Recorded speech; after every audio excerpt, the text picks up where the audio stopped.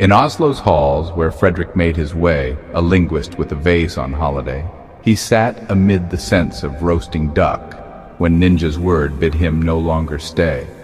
Frederick, a master of foreign languages, flew the model of the unbroken universal vase to Oslo, Norway, and then took a short vacation in Russia from working on nothing, and was out and about the town. Chow, chow, he mused, departing from his feast. A stolen burger clasped, his steps increased, while police swarmed round his car and dining place. His heart's wild drumming had not yet deceased. By Tutankhamun's tomb, he softly swore, they seek the toe and something even more. My sketch design of forces nuclear, the pyramid of power at its core. His pistol nestled close beneath his arm. He walked the streets, affecting casual charm, when rang his phone with broken foreign speech. Your pyramid betrayed you. Flee from harm. Make haste unto the station's northern gate, where 905 shall bear you from your fate.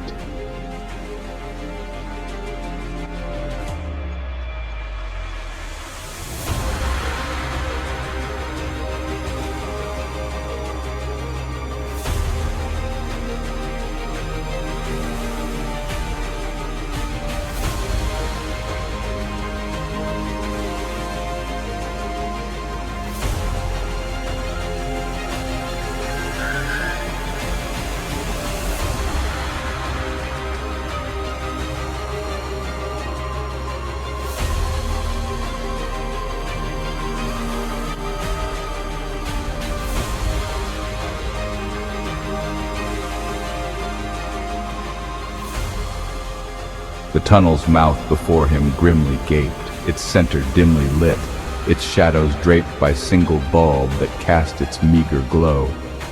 He pressed ahead, lest from his train escape.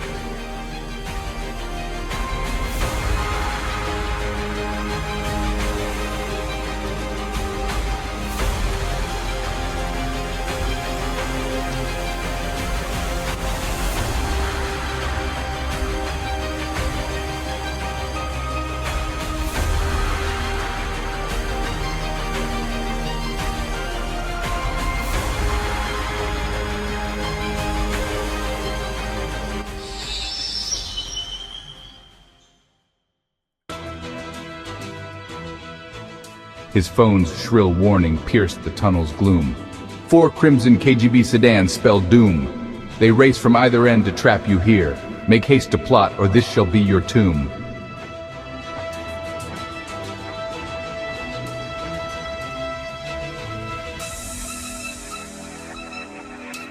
The sedan's screech and crash of dented steel announced his foes had come to end his flight. 8 agents moved with weapons raised to strike, their tranquilizing darts poised to dislike. Hands up. No. As closer still their circling dance was set. Colonel Patov, with Captain Dimitri's team from rear, draws nigh. Since you insist, spoke Frederick with a smile. No contest, I'll be passing on to the other side. It's lights out for me.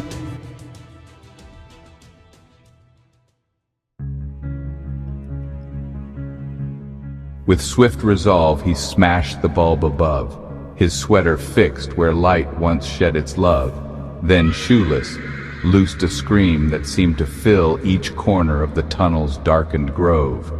The agents, thinking Frederick charged their line, shot darts through darkness thick as ancient wine, while he pressed silent against the tunnel wall, as chaos bloomed within their grand design. "Hold fire," Patov called. "We strike our own. 2 men are down." Their discord clearly shone.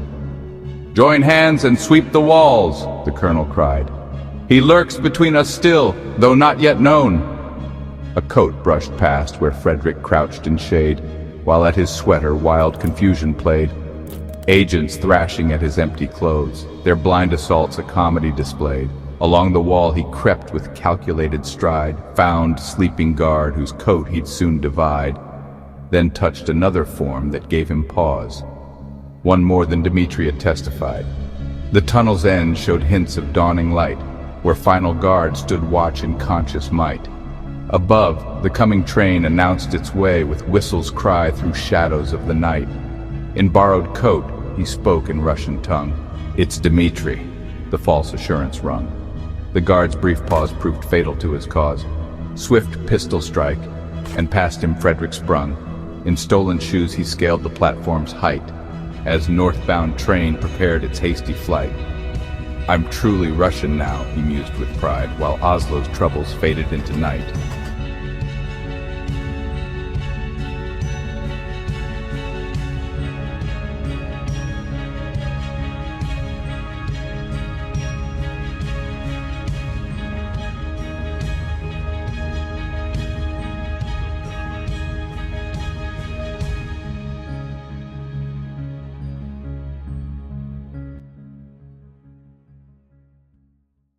Fate smiled upon our hero's dining chance. The duck he'd left behind resumed its dance upon the menu of his chosen car. A feast to ease his northward bound advance, but through the window came a warning sight. 5 agents boarding in their vengeful flight.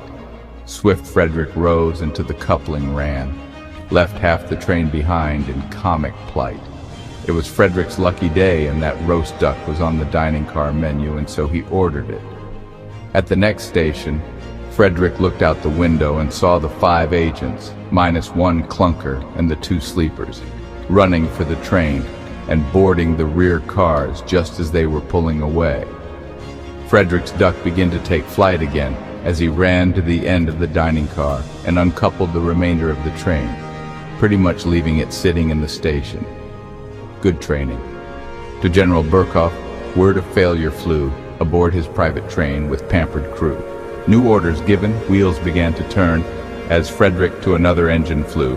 The KGBers then notified their top man, General Burkhoff, who happened to be in the vicinity aboard his own lavish private train, of their latest defeat, a misplaced clause. Burkhoff gave new orders to his engineer. Frederick jumped onto another train. He ran back through the dining car, the sleeper cars, the baggage car, and onto the engine, showing his TowQuest membership card and advising the engineer that he should leave the train for his own safety. Behind him, Burkhoff's train with thunderous might came roaring off the siding in their flight, but Frederick, wise to railway's ordered ways, knew such close scheduling could not be right. He stopped his train beside a mining track, threw switches there, then stepped a little back, his dinner still in hand to watch the show, as Burkhoff's fate rolled down the ancient track. Fred continued onward until he saw a signal for an upcoming siding, and stopped his train just beyond it, got out, and switched the main track onto the siding that led to an old abandoned mine, and just stood there to witness the action, carrying his roast duck. This should be good. No one does this to me and lives. Send forth every agent and every train. But Frederick, sampling duck with quiet grace, knew forest paths would give a safer space. 10 miles to Ninja Shelter lay ahead, a pleasant walk at Peace's gentle pace. Frederick hopped back on the engine, not planning to be on it much longer, for it wasn't healthy and it wasn't all that far to the Ninja base, 10 miles perhaps. He could take to the forest and walk. The roast duck was still with him, and so he finally got to sample it. Ah, delicious. A tunnel loomed ahead through forest shade. Not this again, thought Fred.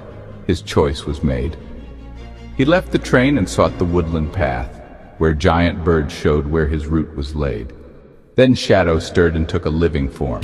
Good moves, it spoke, through all this recent storm. 3rd degree now yours, the 9th declared, from master ninja to tradition's norm. Hello, Ninth. Like wind I move, like water flow with grace. I heard both functions at a different place, Fred quipped, while Ninja spoke of darkness arts. From nothing came I to this meeting space. I heard you breaking wind and going water. Come on, that speech figure, beside those a while back.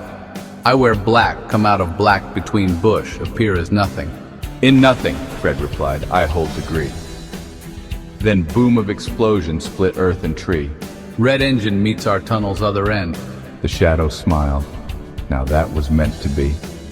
But where were you, asked Fred, when first I fought those 8 who thought they had me surely caught? I watched you learn. Good training. Then I stayed. You touched me once, remember? Second thought. Ah, yes, the count seemed odd within the dark. Just half of me was needed for that spark, but splitting's not my style. The ninja grinned. Through forest depths, they traced their woodland mark. Good training. But I there in second place in tunnel to protect you, said the ninja. But you not need me. You were there in the tunnel? Yes, I there. You touched me once. Oh yeah, thanks for being there. I thought I had an arithmetic problem. Okay, but was that it? Just you? That even too much, just need half of me, but I know like banana split, so bring whole self. Ha ha. Good one, half and half. They walked on for many, many miles. How going, Fred? I'm just putting one foot ahead of the other. When cross zone, hear the sweetest, saddest music ever. It go down deep, but also energize. No one can be ready for this. I'm ready. Okay, here come.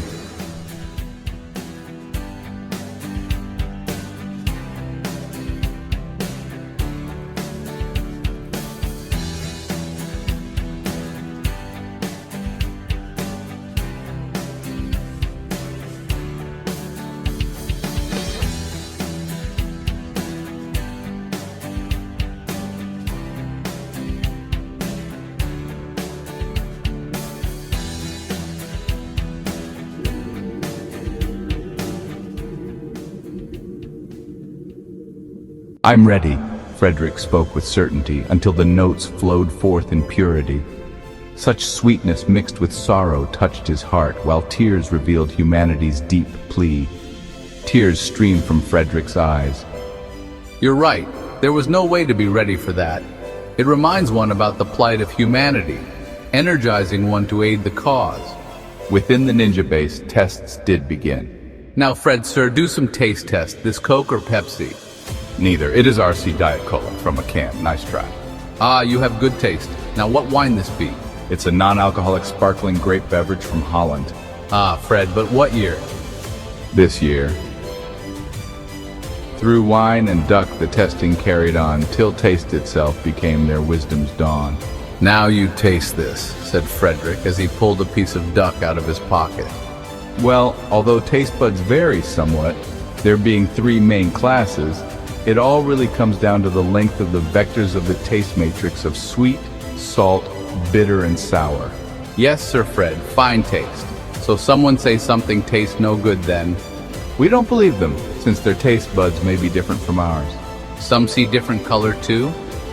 Yes, slightly. That why some look like dress in dark?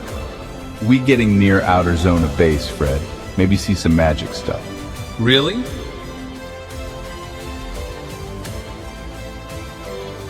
Yes, that could be, but you dress for the dark in the dark and go forth into the dark, so why wear anything? Ah, good, haha. Fred, what best taste ever? The taste of eternity that I am tasting right now. Ah, Frederick, you wise man. As wise guy you? Why not shoot pistol in tunnel? Well, there was nowhere to aim. Plus, they could have identified my position from the chamber barrel flash before I had a chance to shoot them all. Good, what if they put light? Then the better I know where they are to shoot them. What if you get desperate or have to sneeze? Then I cock the pistol and throw it where I am not as I run away. Hopefully it fires where it lands and draws their attention to it and away from me as I escape. All this plan in 1 minute make? Yes, I am a traffic planner and must consider all directions, even up and down and underground through tunnels. Well, you mind if we sell story to detective mystery writer DeMille, make money? Fine, go ahead, but I always thought they made these things up. No, truth stranger than fiction. Any more tests? How long is a Chinaman? Yes, that is his name. No can fool you. You hear of double negative like didn't see no duck? Yes, they cancel and a duck appears, for since I didn't see everything but a duck, then I must have seen a duck. But even this is not for sure. Yes, maybe you ate duck. Now there's no such thing as double positives. Yeah, right. What study you lately? Nothing. Very hard state to maintain, so maybe not exist. Really? Yes, it would take a god or some force to keep nothing intact, but then not really nothing for other stuff there. That my theory, it nothing really, very little. A small point, a void to avoid, not much, no big deal, some zilch. All right already, it's not easy studying nothing, you know, but the theory of nothing ton ToeQuest thread is one of the longest threads ever. True, Mr. Rick, I like do nothing. But first I relax, then sleep, then rest up, then prepare do nothing. Remove all thoughts, try not move. Okay, Ninja, welcome to NoQuest.